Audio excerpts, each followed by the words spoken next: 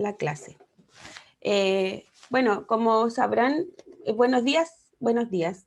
Las niñas me están comentando, Marjorie y Yanis, que murió la mamá de Basti, por si se pueden comunicar con ella para que, o escribirle, yo creo, para no estar invadiendo la de ella más, si es que quieren. Ya, me imagino que todas tienen su contacto. Por último, para que sepa que ustedes están pendientes y que le envían su apoyo, ¿ya? Y va a necesitar harto apoyo.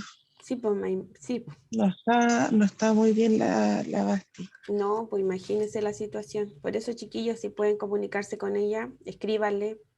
Creo que no es como para estar llamando, pero sí un saludito por mensaje. ¿Yani? Que se sienta apoyada porque igual está con harta penita. Está tranquila, pero está con harta penita. Sí, pues, pero no sé, ¿por qué opinan ustedes? Yo creo que llamarla a todo es como invadir mucho, así que es mejor escribirlo, ¿no? Sí, aparte de eso que no está mucho pendiente del celular porque ella como está a cargo de su hermanita más chica. ¿Qué pasó, Entonces, Marjorie, con la señora? ¿cómo? ¿Qué le pasó a la señora? ¿Estaba enferma? No, fue sorpresivo. Ya. Pero es que tiene una historia como complicada que yo encuentro que no soy la indicada como para contarlo. Sí, no se preocupe. Pensé que usted Yo creo, habló con... profe, que cuando la Basti se sienta mejor, yo creo que se los va a comunicar a usted. Que tiene que decirlo ella. Sí, pues no, pero más allá no, chiquillas. Si en realidad era para saber si había sido como una enfermedad o algo. Pensé que podía... No, fue sorpresivo. Fue Ya. sorpresivo porque de hecho fue el jueves que estuvo con su mamá ¿Mm? y anoche le avisaron que estaba en el hospital. Ya, pucha. Denle mis saludos también, por favor, niña. De su parte, ¿Ya? profe. Ya, chicas. Ya, Marce. Vamos a comenzar con la clase de hoy día, chiquillas. ¿Qué estuvimos viendo las semanas anteriores? ¿Qué hemos visto durante todo este periodo? Daniela, ¿me puede ayudar?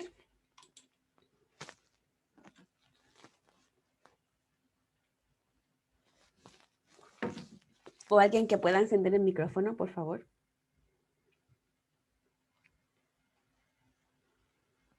Nociones La matemática y el matemáticas. razonamiento.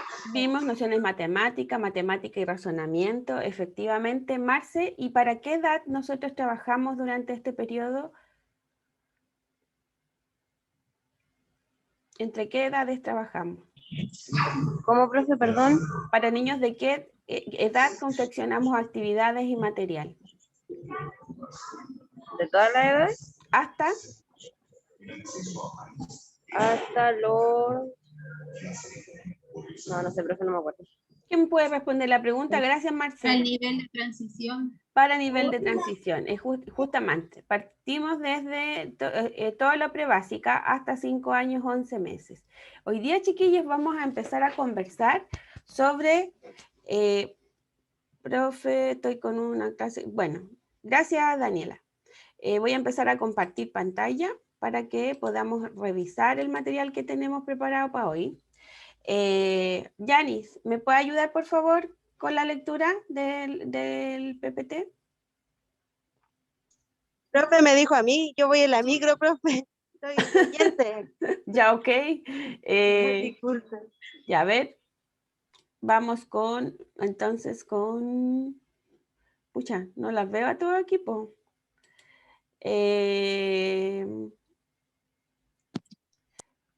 La Ángela Farías, ¿puede encender su micrófono?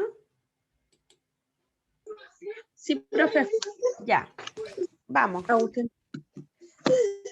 Dice, dan definiciones y conceptos. ¿Qué significará DAM? ¿Qué cree usted? Dan. No sé, profe, no sé. Algo matemático, sí. Exactamente. Sí, ¿de Dificultad qué? del mensaje matemático. ¡Ay, qué seca! Exactamente, dificultades del aprendizaje matemático. Hoy día vamos a empezar a ver las dificultades del aprendizaje matemático. Chiquillos, cuando ustedes encuentren este código o esta abreviatura en literatura, se va a referir a dificultades del aprendizaje matemático, ¿ya? Así lo van a encontrar ustedes en la literatura, como DAM, ¿ya? Ángela Farías, seguimos por favor con la lectura de los objetivos de la sesión. Los objetivos: conocer la actual clasificación de las dificultades de aprendizaje matemático, identificar la conceptualización referidas a las necesidades educativas especiales. Ya. Ángela, si aquí habla de clasificación de las dificultades del aprendizaje matemático, ¿estaremos hablando de un tipo o de más de un tipo? De más de un tipo, porque a veces hay niños que a lo mejor les cuesta una parte de, por ejemplo, no sé, les cuesta una parte más que la otra. A mi hijo, a Miguel, le cuesta mucho los números, porque él los da vuelta. Por ejemplo, el 6, él lo ve como un 9. ¿Ya? Entonces, he estado trabajando bastante los números del 1 al 10 porque le cuestan Ya, y reconocerlos. si la dificultad será el número, Ángela, en este caso, o comete una inversión y puede estar relacionada con una noción previa. Yo creo que hace una inversión y una noción previa también. Ya, No es entonces, solamente el reconocer. claro, entonces si vemos que hay una dificultad que en base a una noción previa o a una habilidad previa, ¿dónde tenemos que atacar? ¿En el número o antes? Antes. Se Tenemos supone que devolver. nosotros, sí, hacerlo todo desde la base. Claro, podemos pedirle a alguna educadora que evalúe cuál es el proceso que está deficitario, o en psicomotricidad podemos ver también si hay alguna dificultad de lateralidad, Ángela, para poder determinar cuál es la ayuda que le podemos dar, ¿ya? Pero primero determinamos cuál es esa dificultad y después vamos al apoyo requerido, ¿ya? Ya. Porque la inversión por algo se comete, no es porque no conozca el número en sí, eso es un síntoma, chiquillo, es como cuando nosotros estamos resfriados, que se nos caen los mocos y ahí empezamos a saber que tenemos algún indicio, ¿ya? En este caso, que invierta el número o que invierta la letra, tiene que ver con un desarrollo deficitario en alguna de las habilidades previas, y eso es lo que tenemos que retomar cuando vemos evidencia de estas dificultades, ¿ya? Ya, profe. Ya, gracias Ángela Farías. Ya, a ver, ¿a qué más tenemos por aquí? María Llévenes, vamos con estas definiciones, por favor, de las dificultades en el aprendizaje matemático.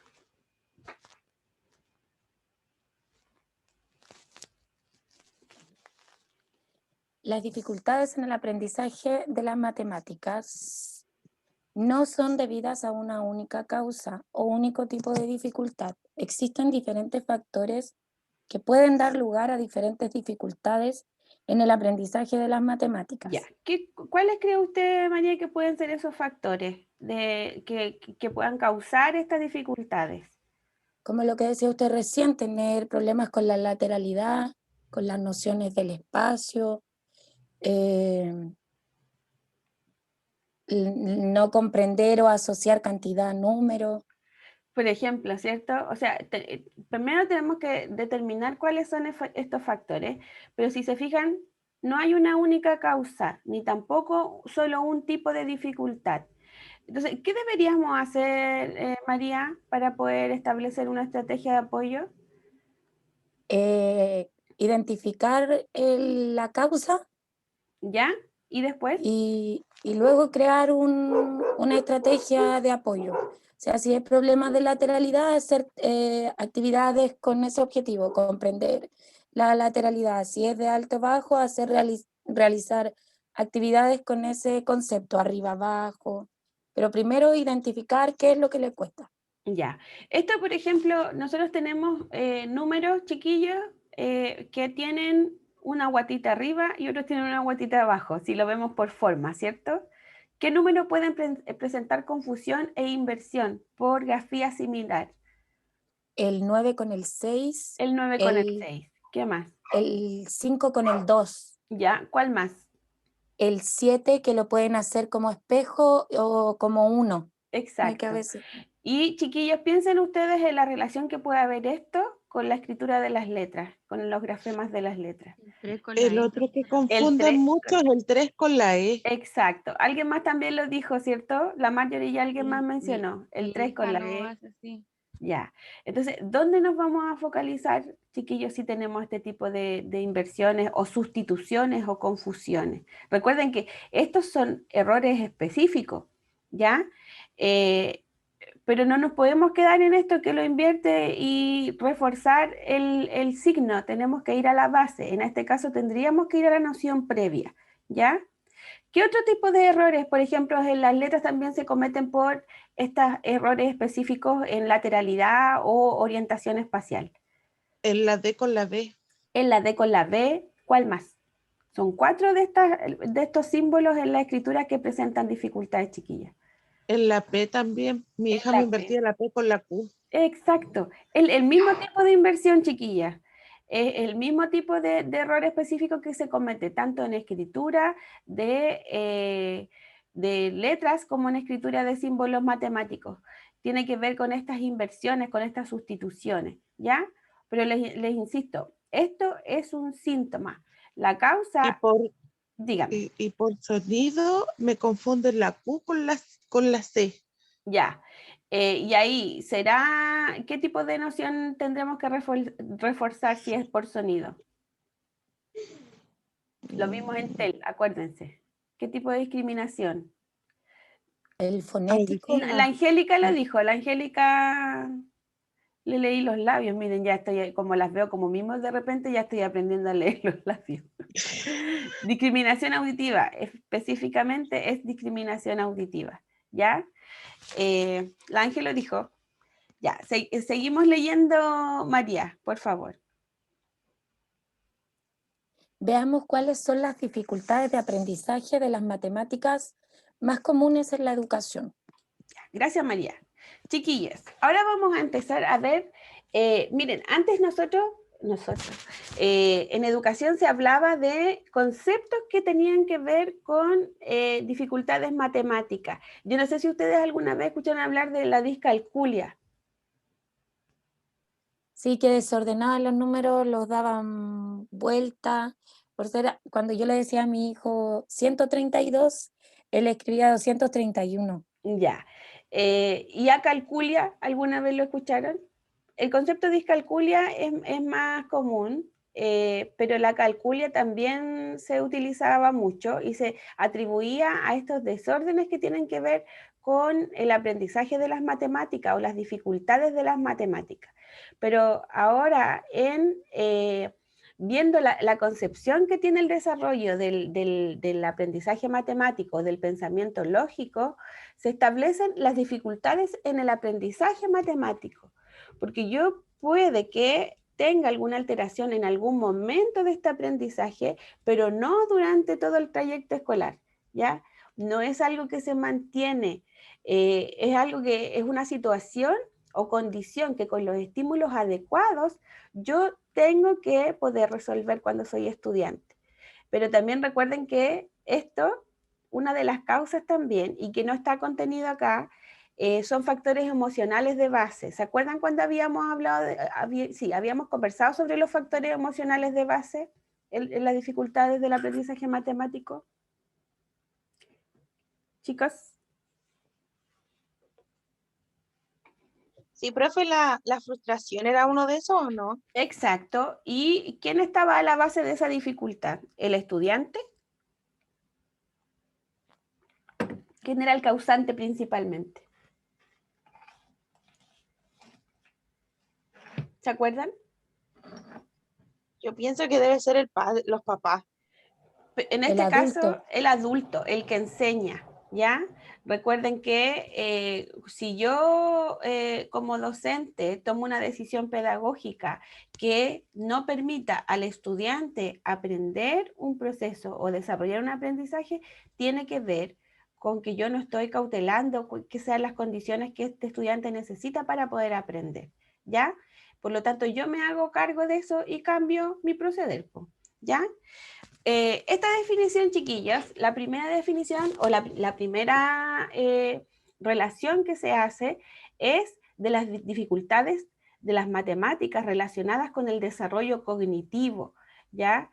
Chiquillas, ¿alguno de ustedes ha conocido niños que repiten en primero básico o que los hacen repetir kinder?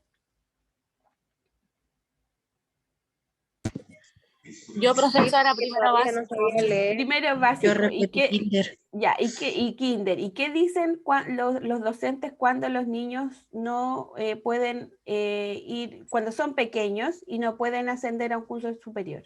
¿Qué les dicen? ¿Por qué? Que no está suficientemente preparado o no es maduro. No es maduro, esa es la palabra. ¿Y a qué se referirán con eso, que no es maduro? ¿Con qué tendrá que ver la madurez, chiquillo? Con los conceptos básicos. Con los conceptos básicos, con el desarrollo cerebral del sistema nervioso central. A la ¿Ya? parte cognitiva. A la parte cognitiva, tiene que ver con todos estos elementos, chiquillos. El desarrollo cognitivo está en base cerebral y un desarrollo neurológico también. Pero recuerden que todo esto tiene que ver con las habilidades que nosotros trabajamos. Por lo tanto, estas habilidades matemáticas y este desarrollo cognitivo se puede trabajar. O sea, nosotros lo hacemos todos los días, ¿ya? ¿Qué me estaba ayudando en la lectura de esta?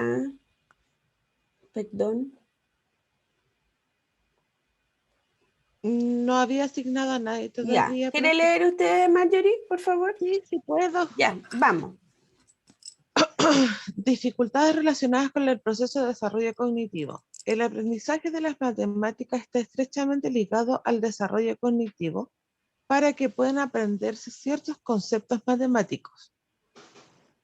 Es necesario que se produzca la maduración de las estructuras cerebrales que subyacen a las habilidades matemáticas. ¿Qué significa esto? ¿Qué nos quiere decir este primer punto? Lo que les mencionaba anteriormente, que el niño puede que el desarrollo cognitivo no esté lo suficientemente maduro o bien, más que maduro, yo pienso que es de acuerdo a la edad. Todos los niños van de acuerdo a la edad y estuve leyendo yo unos estudios que en otros países los niños hasta 7, 8 años van a lo que es a lo que nosotros le llamamos pre-kinder y kinder, a jugar, a desarrollar otras habilidades más que cognitivas, porque el hecho de presentárseles problemas lógicos, ellos van desarrollando esa habilidad. Claro, o sea, se va trabajando como a la par y está como intrínseco en esta actividad o en esta propuesta educativa, ¿cierto?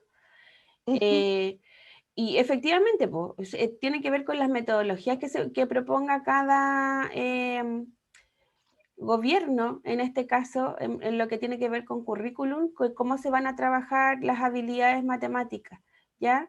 Pero principalmente una estrategia que se trabaja en matemáticas, y lo vamos a ver más adelante, son las estrategias de juego, ¿ya? Y eso en prebásica principalmente y en los primeros niveles iniciales. Seguimos con De el hecho, segundo. Síganos más, María, perdón. antes de avanzar, Ujú.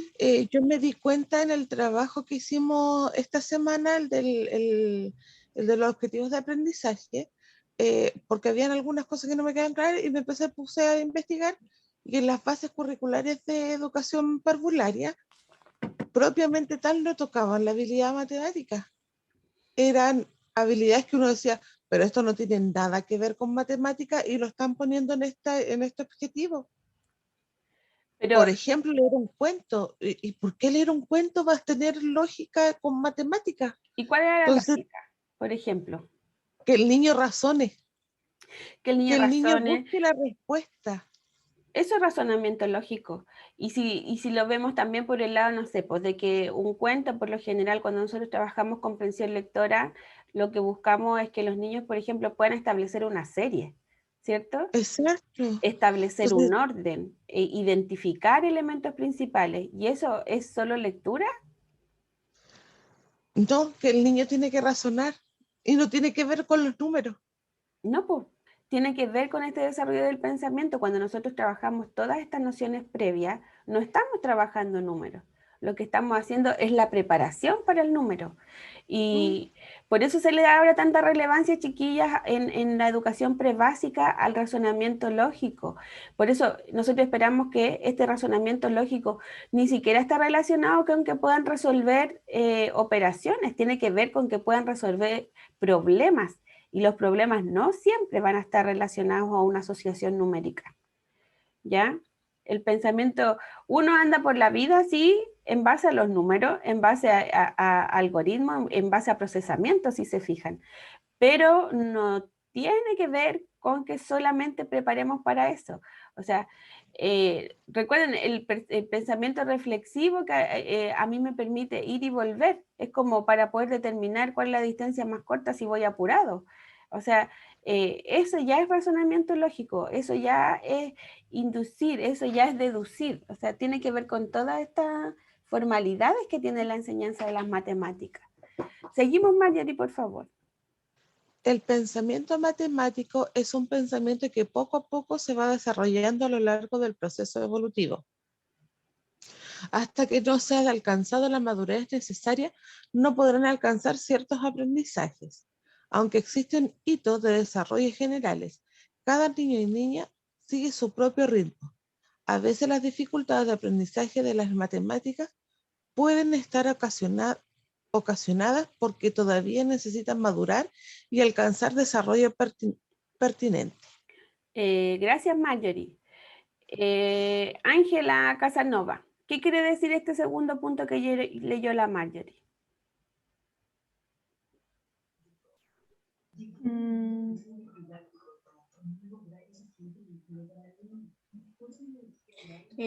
O sea, habla un poquito más de lo que se estaba hablando antes y claro, pues, si ellos no alcanzan como una madurez acorde a su edad, se podría decir, les va a costar mucho adquirir el conocimiento del pensamiento matemático.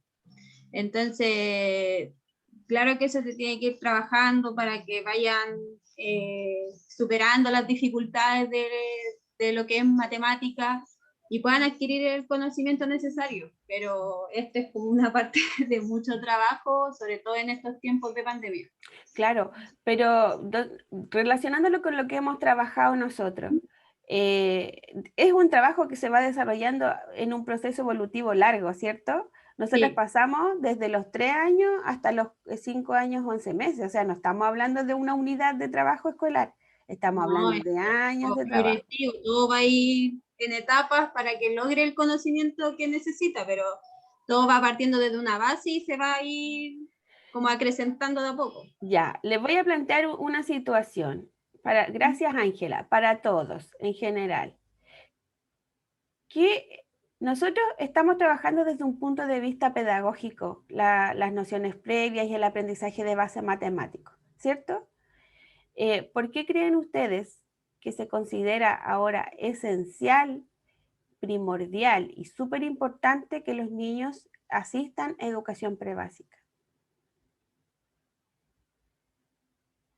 Yo creo que es porque necesitan tener un conocimiento, no sé si llamarlo básico, pero un conocimiento como de primera instancia, para que ellos no lleguen sin saber nada a la edad, o sea, a la escolaridad básica y así sucesivamente. Entonces, desde pequeño uno les va metiendo como en la cabecita el conocimiento de a poquito. Y ellos incluso a veces no se dan cuenta que jugando van a ir aprendiendo. Entonces después no van a quedar así como, no, es que yo no sé qué es esto. ¿Y cuál será la diferencia entre que uno los apoye en la casa a que vayan al jardín o a la sala cuna o a la escuela de lenguaje en prebásica? Porque también aprenden a Quizá uno en la relacionarse casa con no sus sabe pares. Exacto, por un lado está que no pueden relacionarse con sus pares y alguien más hizo un comentario. que quizás en la casa ellos no conocen las herramientas necesarias para que el niño llegue a desarrollar eso que necesita. Ya, o sea, es como la intencionalidad, Marce. Claro, algo así como que a lo mejor los papás en la casa o la persona que iba en la casa con el niño van a querer enseñarle todo eso, pero ellos no saben las herramientas, lo que tienen que pasarle, a qué edad pasarle, entonces no pueden ser como un apoyo, sí, como un repaso, pero en sí enseñarle no es lo mismo que mandarlos al colegio donde tienen la planificación y saben la edad y en qué momento pasarlo. Exacto, o sea, cuando nosotros, tiene razón la Marce, cuando nosotros tenemos esta intencionalidad de la enseñanza, también cautelamos ciertos factores, ¿cierto? Profe, Dígame, Anaí. igual que en las casas los niños saben cómo manipular a los papás. Cuando uno les pide que haga algo, hacen, no sé, pataleta o hacen cualquier cosa menos lo que se les pide. En cambio, cuando empiezan a ir al jardín o al colegio, ellos entienden que a la profesora se les tiene que hacer caso. En cambio, en la casa, si uno les pide que vayan a hacer una tarea o algo así, cuando son chiquititos, es como que pescan súper poco ¿Y qué tendrá que ver o se eso, aburren. Anaís, con lo que menciona la María de que los niños aprenden a relacionarse o interactúan con otros? Yo creo que tiene que ver con esta, de que los niños hacen lo que el otro hace. Como si mi compañero se está portando bien, yo me voy a portar 2 veces mejor que él. ¿Por qué? ¿Qué Como hacemos los docentes cuando un había una niño se palabra, está no me acuerdo bien el portando, concepto. cuando un niño se está portando bien? ¿Qué hacemos los docentes? Darle un incentivo o felicitarlo. Se les Claro, felicita. O hacemos se un usa como refuerzo ejemplo. positivo, ¿cierto? Se usa como ejemplo. El usar como ejemplo a otro chiquillo es validar y también es reforzar positivamente. Por lo tanto, también, como menciona la Anaís, nosotros, las personas, aprendemos por imitación. Copiamos lo bueno y lo malo, ¿ya? Pero cuando un estudiante o una estudiante ve que un docente está reforzando positivamente a un compañero o compañera, va a tender a copiar esa conducta, porque a todos nos gusta el refuerzo positivo, a todos nos gusta sentirnos valorados.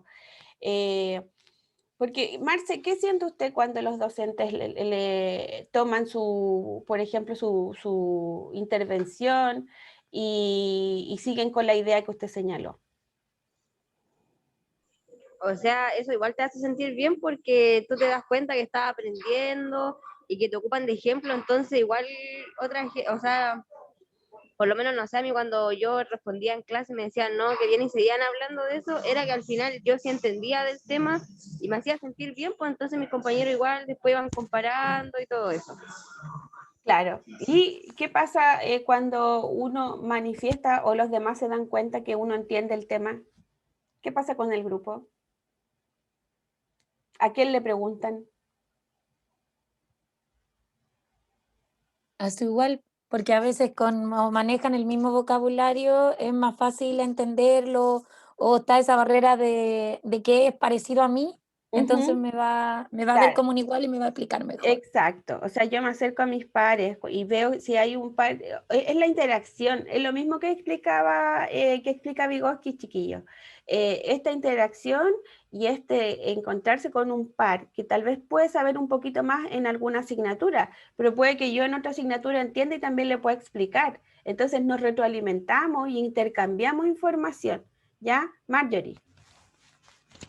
Lo otro que los niños hacen mucho, el hecho de que uno tenga que enseñarles en la casa, que con todo este tema de la pandemia yo me he dado cuenta. Yo, por ejemplo, estaba aplicando estrategias con mi hija, pero mi hija ya como conoce mi punto débil como mamá, los niños abusan. Y lo he visto ¿por qué? Porque yo también le enseño a mis sobrinos de repente que no sabe, por ejemplo, resumir. Y con la mamá, no, es que yo no puedo, es que yo no puedo, es que yo no puedo. ¿Y cómo conmigo lo hace? Claro. ¿Qué pasa, chiquillas, cuando uno les trata de enseñar a los hijos, pero en la escuela ya tienen un procedimiento estándar? ¿Qué Es dicen? que la profesora no me enseñó así como tú lo estás haciendo. Exacto. Es lo mismo que está diciendo la Marjorie. O sea, uno valida a otras personas y tiende a dejar como de lado lo que dicen los papás. ¿Sí o no? Aparte de eso, que nosotros los papás como que nos prueban hasta dónde nos llega la paciencia, Claro, pues. hasta dónde nosotros alcanzamos. Y llega, claro, un momento que nos aburren, porque es tanto, tanto, tanto, tanto, tanto, que ya, hácelo como queráis, Como ya, hácelo como te dijeron. los arrebatos de la pandemia, ¿cierto? Exacto. Entonces, eso me he dado cuenta que por eso es que muchas veces cuando los profesores tienen hijos en el mismo colegio, no están en el curso de la mamá. ¿Cómo? ¿Cómo así?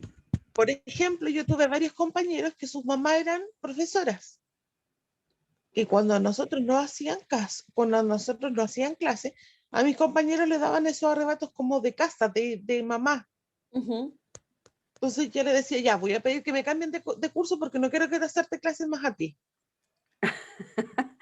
Claro, tiene que ver con eso, chiquillos, con que uno asume cuando uno es pequeño, asume esto de que no se puede diferenciar a la persona, o sea, los papás van a ser papás siempre, independiente de cuál es su profesión, pero el docente, si es docente solamente, siempre el estudiante va a tender a creerle al docente.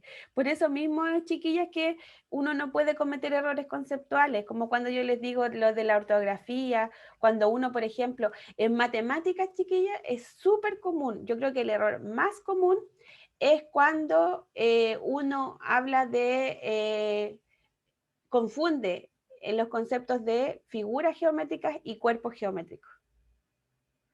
¿Ya? Por ejemplo, ¿cómo se llama lo que viene adentro del papel higiénico, chiquilla? ¿Cómo le decimos? Cono de Cono. confort. ¿Eso es un cono? No, Es ese es un un cilindro. Es un cilindro. Exacto. Entonces, uno perpetúa esto y le va diciendo, le sigue reiterando a los niños y a las niñas, pásame ese cono de papel confort. Incluso cuando ustedes les pidan materiales de desecho en el colegio, les van a pedir conos de papel confort. Y ni siquiera usamos confort porque es muy caro. Usamos un papel higiénico estándar, ¿sí o no? Pero para todo el papel higiénico es sinónimo de confort.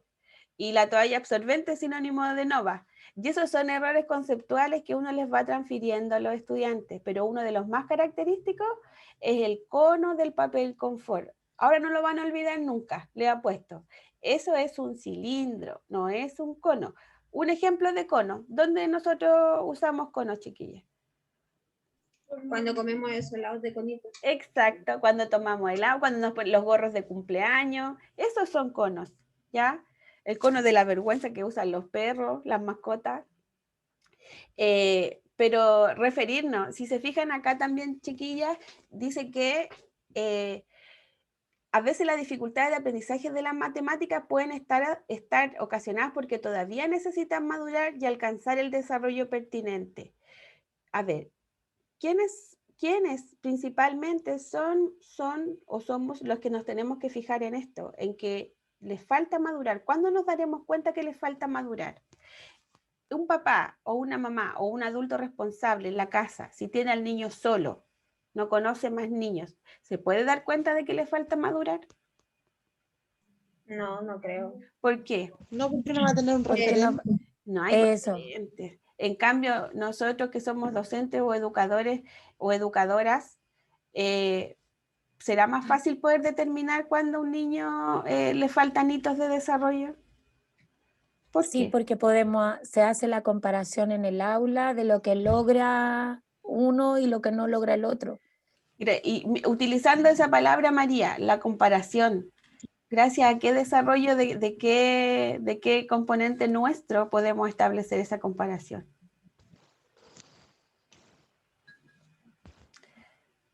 Está apagado el micrófono. Ay, perdón, de los hitos del desarrollo. Sí, pues, nuestro desarrollo del pensamiento lógico nos permite poder establecer esa comparación entre un estudiante y otro, ¿ya? Y poder decir que efectivamente le falta madurez cognitiva. La Anaís levantó la mano. Sí, es que igual los papás caen mucho en esto de cuando, por ejemplo, la misma familia le dice, oye, es que parece que tu hijo está un poco atrasado. Por ejemplo, tengo una sobrinita que está muy atrasada en el área del lenguaje y cuando nosotros le decimos, la mamá se enoja. Y no, es que mi hija tiene su propio desarrollo y ella va a hablar cuando ella quiera hablar. Entonces, como que caen igual en eso de que sus hijos van a hacerlo cuando ellos quieran, no cuando todos tengan que hacerlo. Ya, ¿y por qué, Anaís, por ejemplo, es necesario que los chiquillos, las chiquillas, logren estos desarrollos? ¿Qué nos permiten estos aprendizajes que son basales? ¿Ah? Socializar con sus pares. Sí, pues nos Es que permite socializar, pero cuando yo tengo estos aprendizajes, ¿por qué se llaman aprendizajes de base? Porque son funciones básicas, porque son nociones básicas. No es que sean menos importantes. Porque eso lleva a otros desarrollos cognitivos. Porque Exacto. estas funciones bases van a poder lograr que yo pueda resolver cosas más grandes, Más complejas, ¿cierto? más Por eso complejas, es más difíciles, y aparte de eso, que puedan por eso es que yo sé que lo que yo siento que en matemáticas, cuando no es que no tiene desarrolladas las nociones básicas para poder efectuar una división, no sé, pues de 3 dígitos. O sea, es esencial, po. No podemos llegar y enfrentar a un estudiante a una operación tan difícil como una división de 3 dígitos sin haber preparado a este estudiante, po, O las ¿cierto? ecuaciones, lo mismo. Yo, por ejemplo, hasta el día de hoy, yo no entiendo las ecuaciones.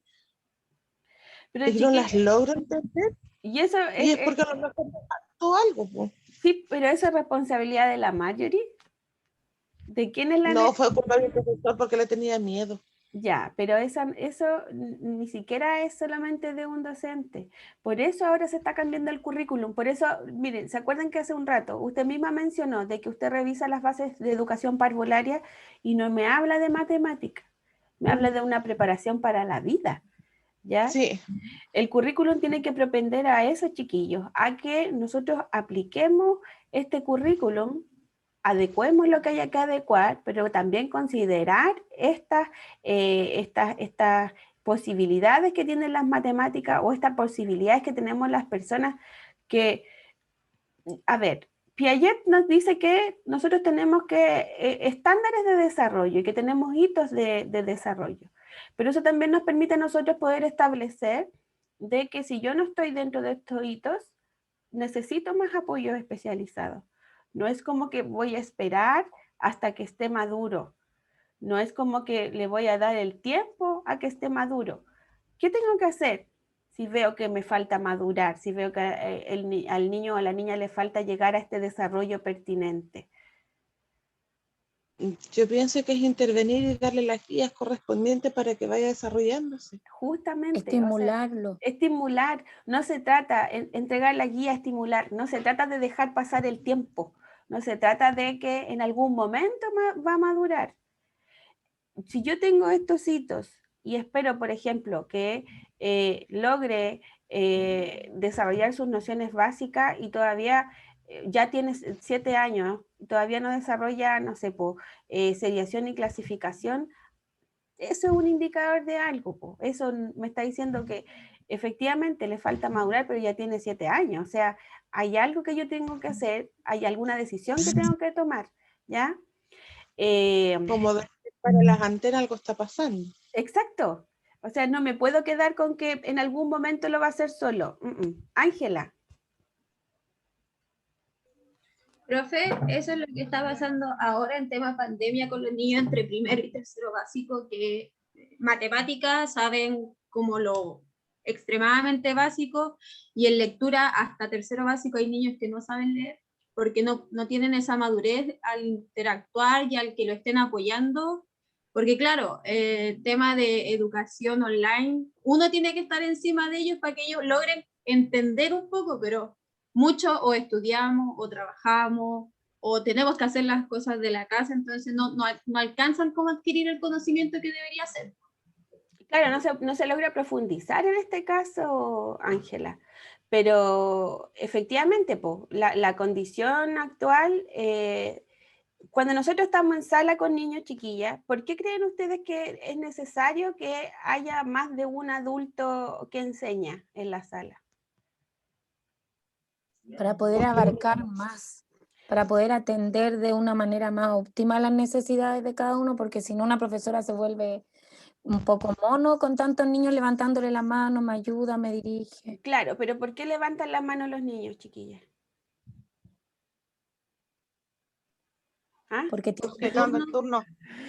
Porque están esperando su turno, pero es por una necesidad. O sea, y qué bueno que los niños se atrevan a levantar la mano. O sea, lo mejor en la sala de clase es niños preguntando.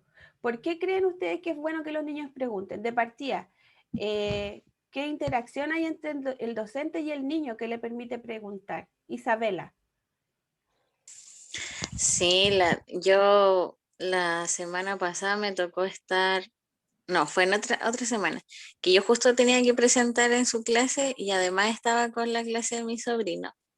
Y como los niños todos tienen eso de levantar la mano cuando tienen dudas, de repente la profesora, aunque esté en el computador, no alcanza a ver a todos los niños levantando la mano Entonces todos los niños prendían el micrófono y todos hablaban al mismo tiempo. Y por ejemplo, ella alcanzaba a ver a un niño que levantaba la mano, le daba la palabra, pero como los otros niños no los veían levantando su mano, activaban el micrófono porque pensaban que lo estaban como ignorando.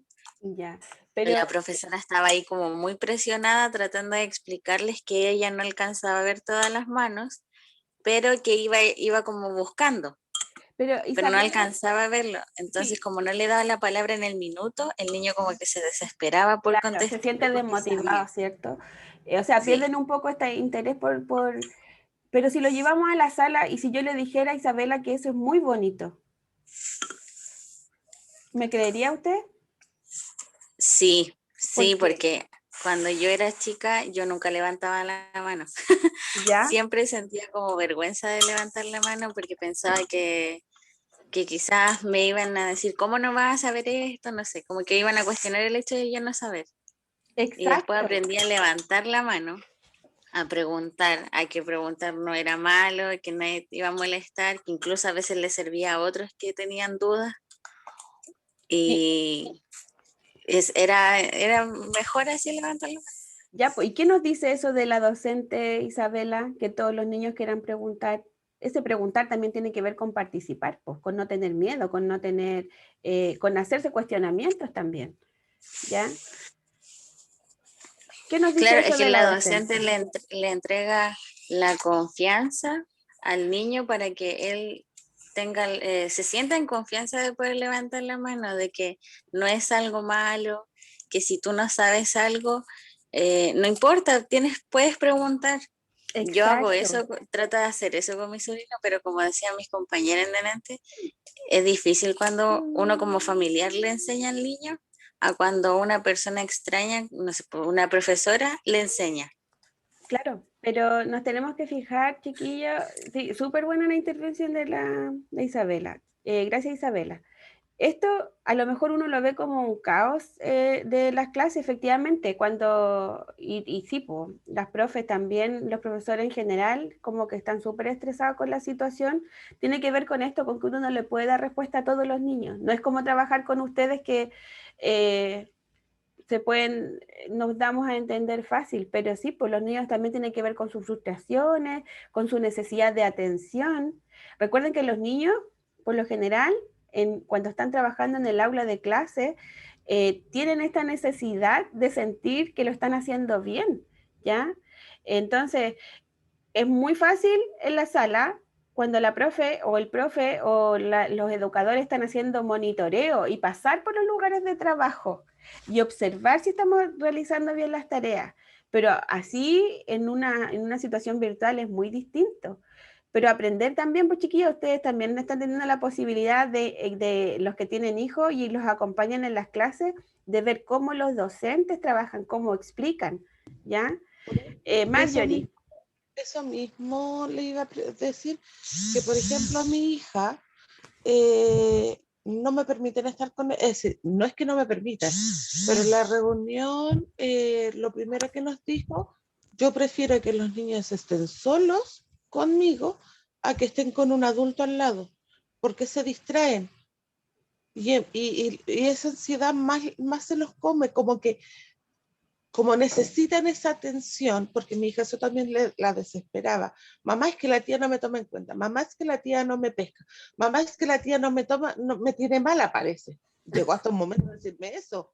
Y digo, hija, la profesora no te tiene mala, la profesora sabe que tú trabajas, por ende tiene que apoyar a los niños que les cuesta más. Ya, mamá.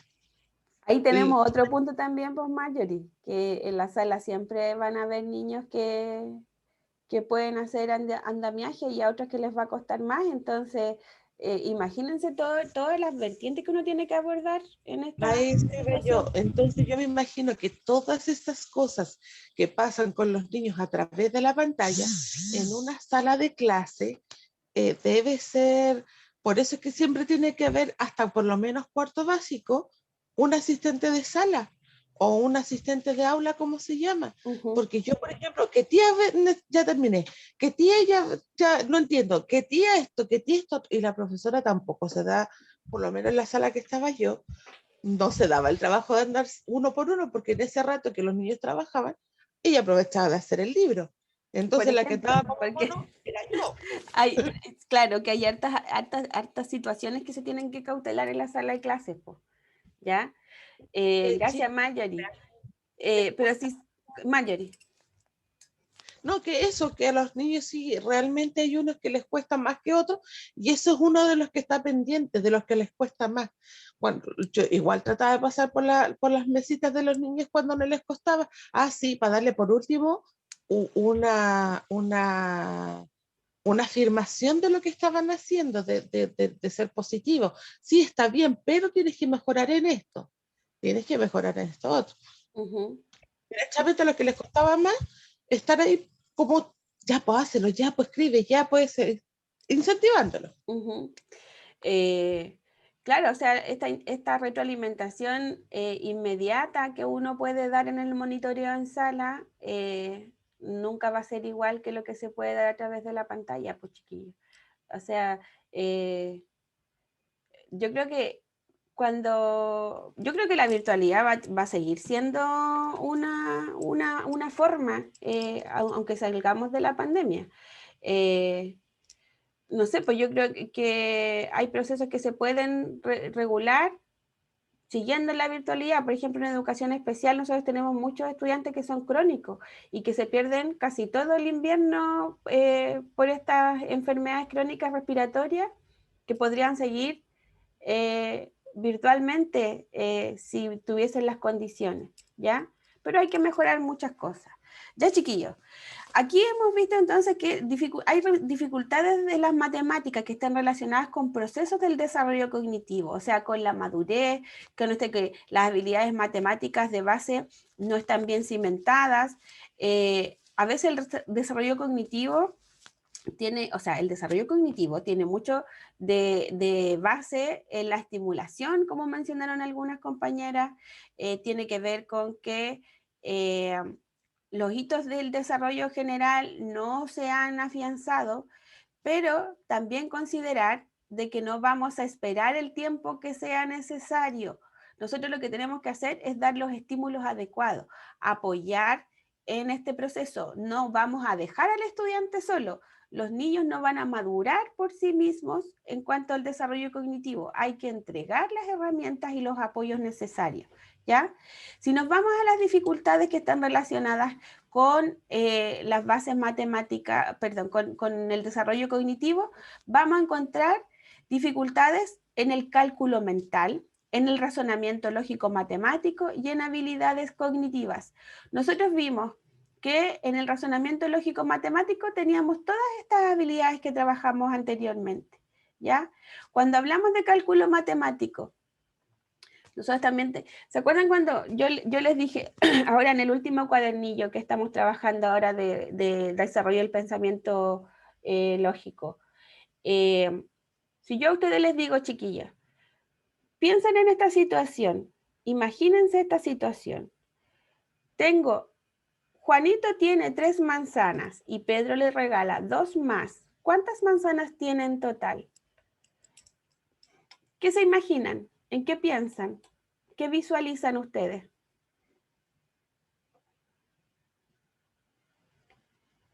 En manzanas. ¿De qué color? Verdes, porque son mis preferidas. Ya. Pero si se fijan, nosotros adultos todavía nos imaginamos la fruta, ¿cierto? No estamos pensando en manzanas dibujadas, ¿ya? Eso es razonamiento lógico matemático. Eso es poner en práctica nuestra habilidad cognitiva. Y ya después, cuando hacemos el cálculo, ustedes piensan en el símbolo numérico. Si tenía 5 y regala 2, o sea, 5 menos 2. Y hacemos este cálculo. Pero para poder hacer todo este razonamiento, para poder imaginar las manzanas, para poder pensar en que voy a sacar o poner, en que voy a realizar esta operación, tengo que tener un proceso del desarrollo cognitivo que esté maduro, que esté bien afianzado, ¿ya? Por eso es necesario que nosotros cautelemos estas decisiones pedagógicas. Hay niños que se educan en la casa, como mencionaron, yo creo que yo no hice educación prebásica. Yo entré al colegio primero básico, pero sí creo que si hubiese tenido una potenciación de las habilidades cognitivas de chico, a lo mejor hubiese tenido un aprendizaje más rápido, o tal vez podría haber sido con mejores bases, obviamente, ¿ya? Y yo creo que hay muchos de ustedes que tampoco fueron a educación prebásica. Y tiene a veces que ver con que por el acceso, cuando yo era pequeña, que no había acceso para todos los estudiantes a prebásica, y también con que las mamás y los papás, los adultos responsables, preferían que uno se quedara en la casa hasta más entrada, así como listo para primero básico, ¿ya? Por lo tanto, no es lo mismo que yo me eduque en casa a que me eduque en un establecimiento educacional, ¿ya? Como mencionaba hace un rato las compañeras, tiene que ver con la intencionalidad. La Marcela utilizó súper bien el concepto sin decirlo. Las intenciones que uno tiene, docente, al planificar, al estructurar este sentido pedagógico, es distinto al que uno tiene en la casa cuando enseña. María, levantó la mano. No, yo la levanté. Sí, yo lo que la pasa es María también que quedó la vez, perdón. Y las dos. justo eso que usted mencionó es súper, es cierto, porque mi hijo con autismo, para él fue mucho más fácil terminar así su educación media por online, porque le costaba la relación con los compañeros, los ruidos, entonces yo, claro, siempre quise que él se incluyera porque entiendo que sociabilizar es más fácil, pero subió su desempeño académico porque para él era más fácil estar solo cumpliendo con los objetivos que le daban, que estar en la sala de clase. ¿Y por qué cree que se genera eso, María? Porque él persiguió solo su interés, que era ¿Ya? tener buenas notas, ese era su objetivo, tener buenas notas para poder dar una buena PSU. Él es así como súper estructurado, entonces no le gustaba llegar atrasado y peleaba con los compañeros porque llegaban tarde, no le gustaba quedarse adentro de la sala porque los profesores decían que había que salir de la sala. Entonces ese tipo de cosas le generaban más roce que aprender los conocimientos académicos, por decirlo así. Ya, pero en definitiva nosotros también tenemos que considerar las condiciones que presentan los demás, pues. No podemos quedarnos con que la estructura que yo tengo es la adecuada. Sí, eso nos cuesta un mundo a trabajarlo con él todavía, porque él es como súper, ¿cómo se dice? Lo dije, estructurado y cuadrado, Eso es pero él como, tiene que más trabajar sí, pues eso es como ser más individualista, pero nosotros no nos manejamos en espacios individuales. Eso, yo le digo, usted tiene que aprender a compartir, a que si tú eres bueno para matemáticas y no tan bueno para el lenguaje, como lo que usted decía, tienes que encontrar a alguien que sea tu complemento. Tú te tienes que complementar, porque hay cosas que no vas a poder hacer solo. Uh-huh. Tiene que ver también, chiquilla, independiente de la condición que tenga cada uno, tiene que ver con el respeto también al otro y la importancia que uno le da al trabajo en colaboración. Nosotros aprendemos de otro, pero también aprendemos con respeto. Po. Si yo, por ejemplo, estoy trabajando en grupo y no puedo tratar de imponer siempre mis ideas, tengo que tratar de alguna forma de que mis ideas sean respetadas, pero bajo un sustento, bajo validar también las del otro. Como la María decía, complementar.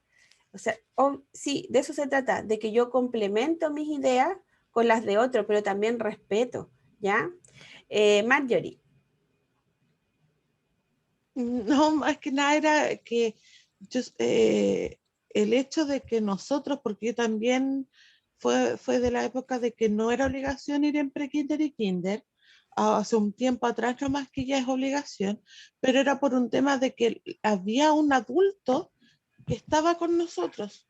Ahora hay, con el tiempo que estamos viviendo, no digo por el tema de la pandemia, sino que desde que se vio que la mamá y papá trabajaban por tener algo mejor para los niños, el que vayan a pre-kinder y kinder era una forma de estar más tranquilos, de sabiendo que va a haber un adulto que los va a guiar y les va a estar enseñando.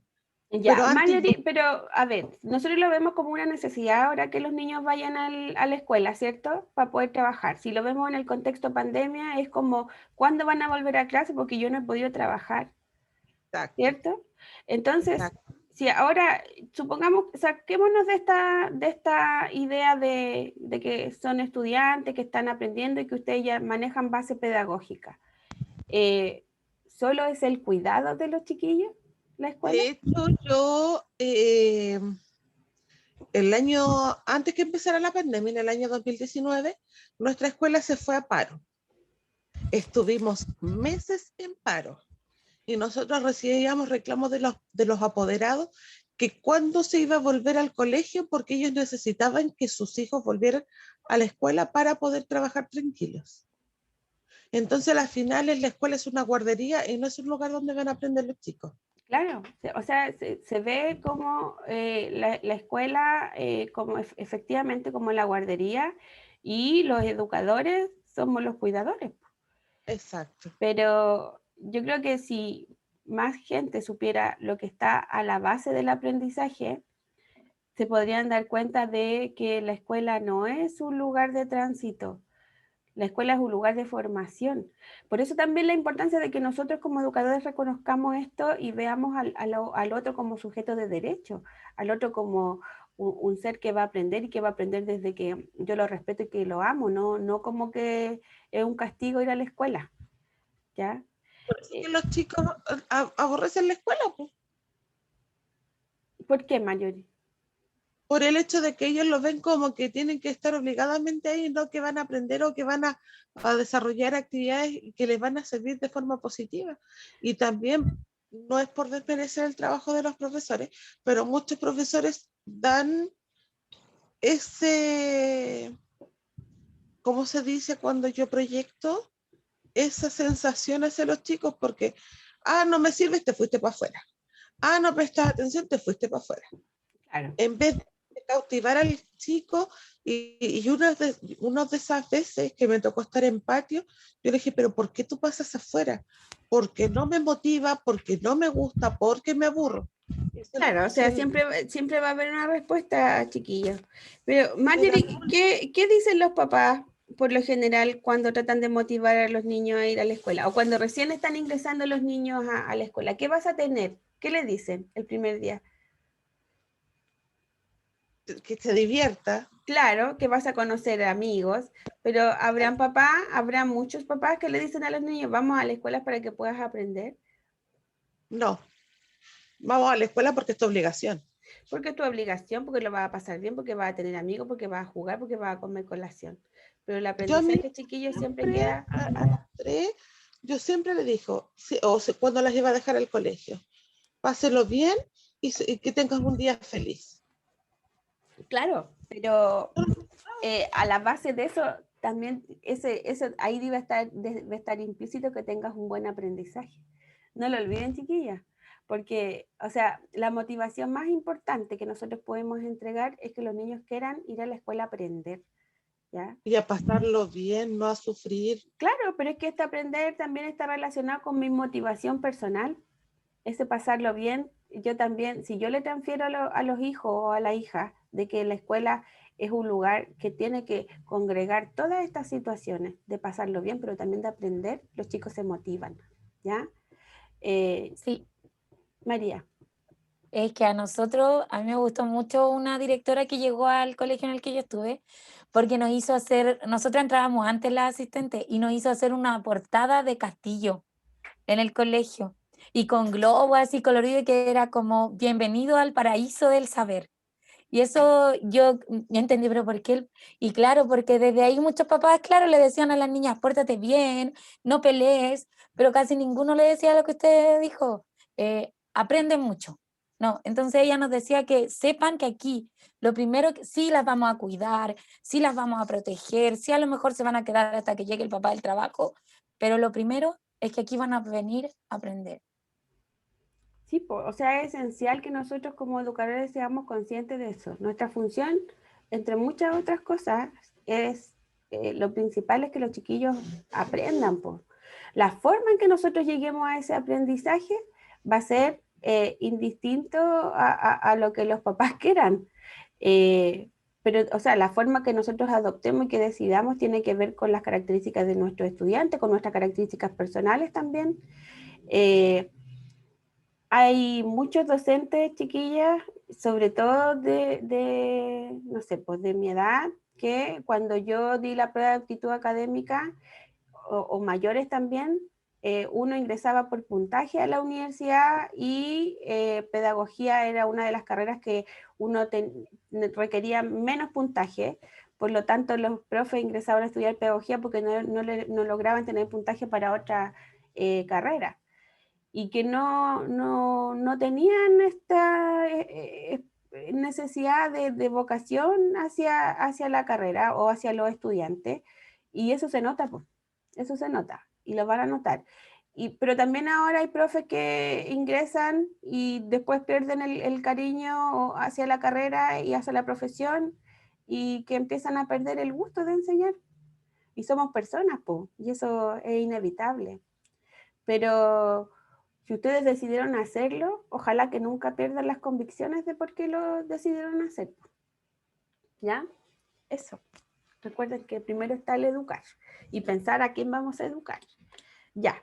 Entonces, chiquillas, vimos recién, chiquillos, las dificultades que están relacionadas con los procesos del desarrollo cognitivo. O sea, todas estas mala base, podríamos llamar, que puede causar estas dificultades de las matemáticas que están relacionadas con el desarrollo cognitivo. Ahora vamos a ver cuáles son las dificultades que están relacionadas con la estructuración de la experiencia matemática, ¿ya? A ver, ¿a quién tenemos por ahí? Anaís, ¿podemos leer, por favor, estas dificultades? Este otro tipo de dificultades. Anaís. Sí, profe. Gracias.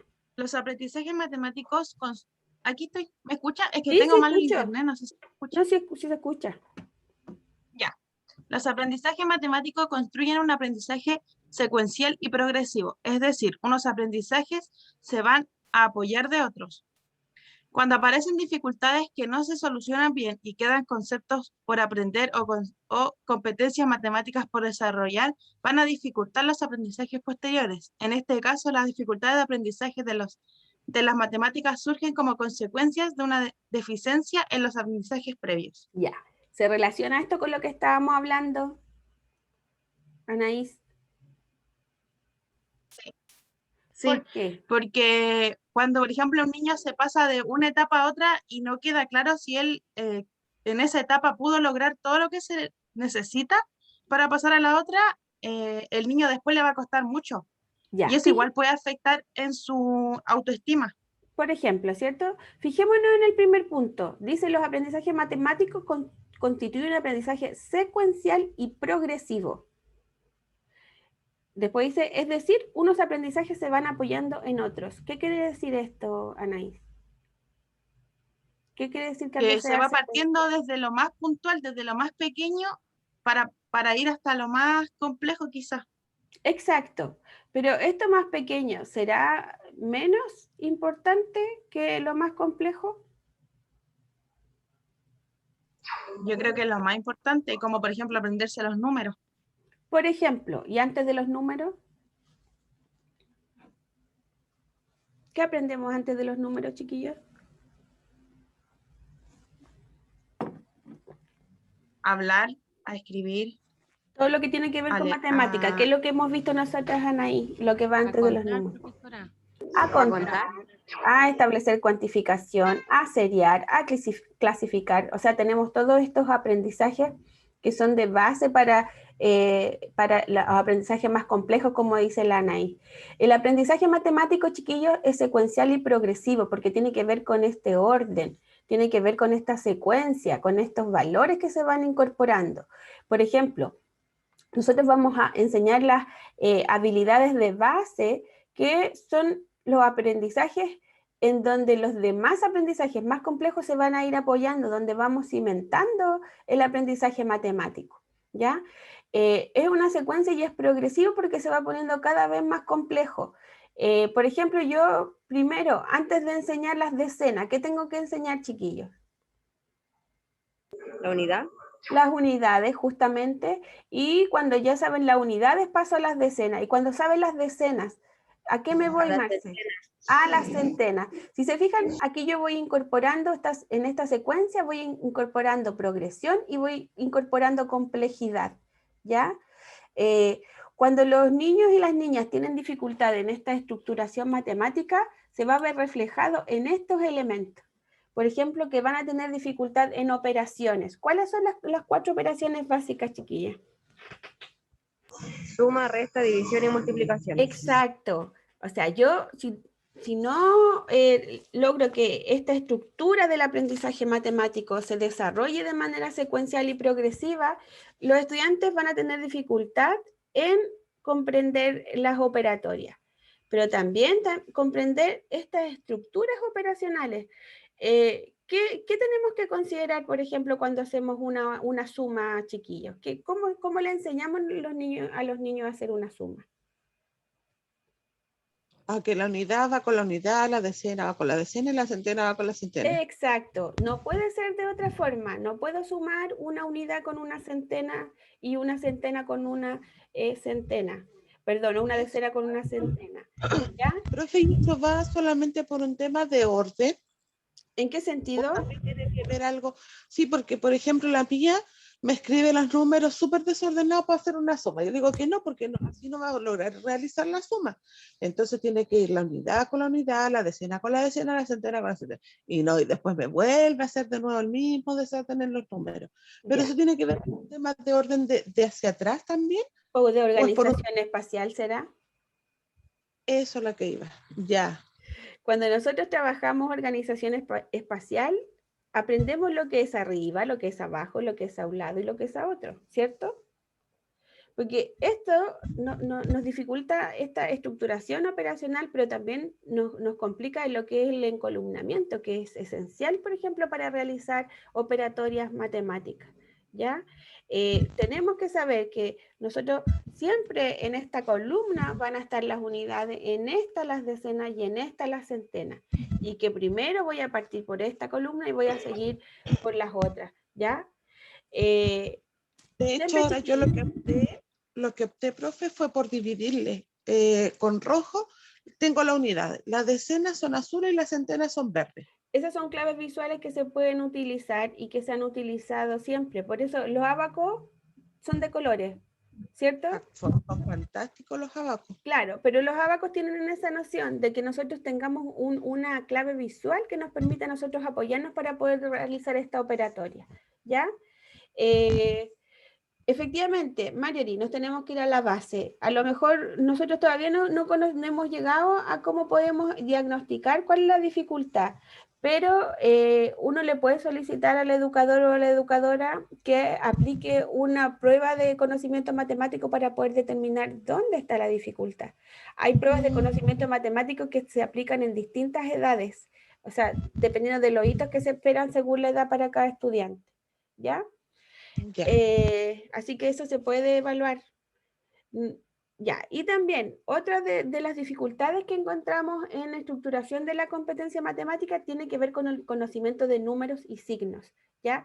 ¿Qué signos conocemos en matemáticas, chiquillos? Más y menos. Más y menos, ¿cuál más hay? División, multiplicación. Exacto, por multiplicación y división y El del Igual. porciento. porcentaje igual también. O sea, hay muchos símbolos matemáticos que si ustedes los ven también es lenguaje matemático. Eso nosotros lo vimos en nociones básicas. O sea, desde ahí ya venimos trabajando esta simbología. ¿Ya?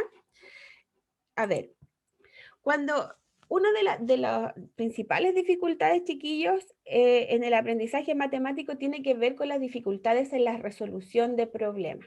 ¿Ya? ¿Quién quiere leer esta definición? 1, 2, 3. Yo lo leo. Ya, vamos. Dificultades en la resolución de problemas. Existen un último tipo de dificultades de aprendizaje de las matemáticas, muy frecuentes, que están relacionadas con la comprensión y resolución de problemas. La resolución de problemas parte de la interpretación y comprensión de los mismos. Para interpretar la información del problema se ponen en marcha una serie de habilidades lingüísticas que suponen la comprensión y la asimilación de conceptos y procesos relacionados con la simbolización, aplicación de reglas y la descodificación o traducción de un lenguaje a otro. Ya. Partimos aquí, Ángela. ¿Solamente tiene que ver con que no puede resolver un problema o a la base hay otras complicaciones o otras dificultades?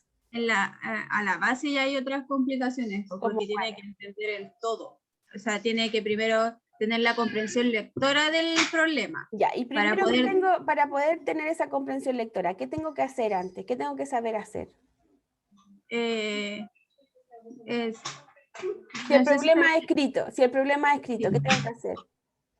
El problema escrito primero tiene que leerlo. Exacto, por lo tanto ahí ya tengo una habilidad a la base, la lectura, ¿cierto? Y junto con eso, ¿qué tengo que hacer después para poder resolver? O sea, el problema primero tiene que leerlo, después tiene como que ver cuál es como la pregunta inicial del problema o la definición primero del problema, y después ver el desarrollo y el final, porque ahí van como las 3 etapas. Exacto. O sea, tengo que establecer toda esta estrategia que yo voy a utilizar para resolver el problema, ¿cierto? ¿Y dónde se podrían presentar los problemas entonces, Ángela? El problema de no poder resolver el problema. O sea, pueden ser hartos factores. Pues primero el que no sepa leer o no tenga una comprensión lectora adecuada. Porque si no, en ese punto, si no tiene una comprensión lectora adecuada, puede empezar de cualquier lado y no va a entender cómo definir el problema para poder desarrollarlo.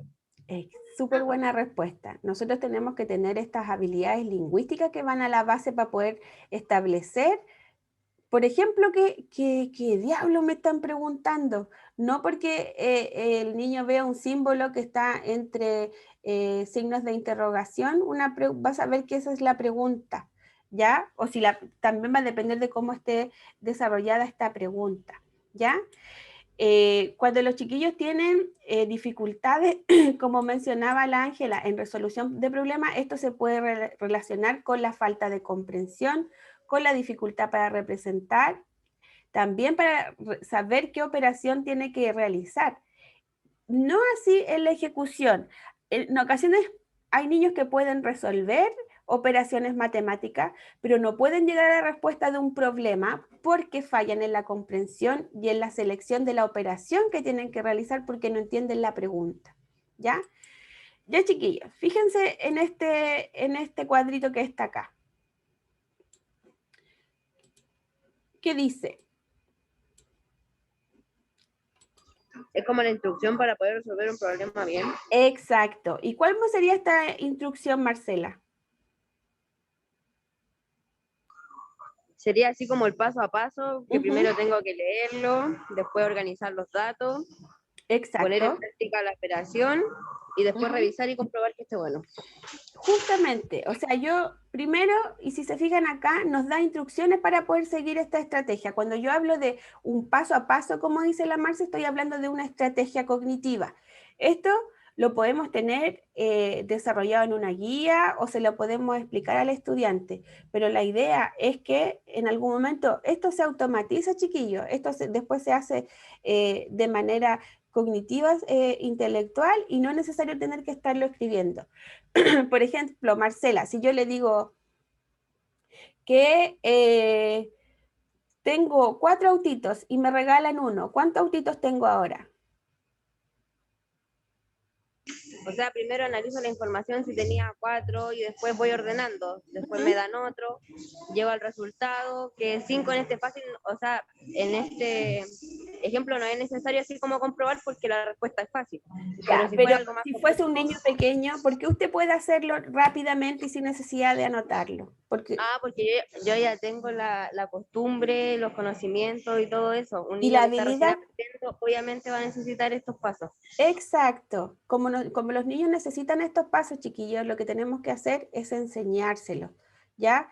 Lo que estamos haciendo cuando hacemos este paso a paso es que desarrollar una estrategia intelectual, una estrategia cognitiva en la que el estudiante o la estudiante se puedan apoyar cada vez que sea necesario, ¿ya? Ya, chiquillos. A ver. ¿Quién más está por aquí? Vamos a ver.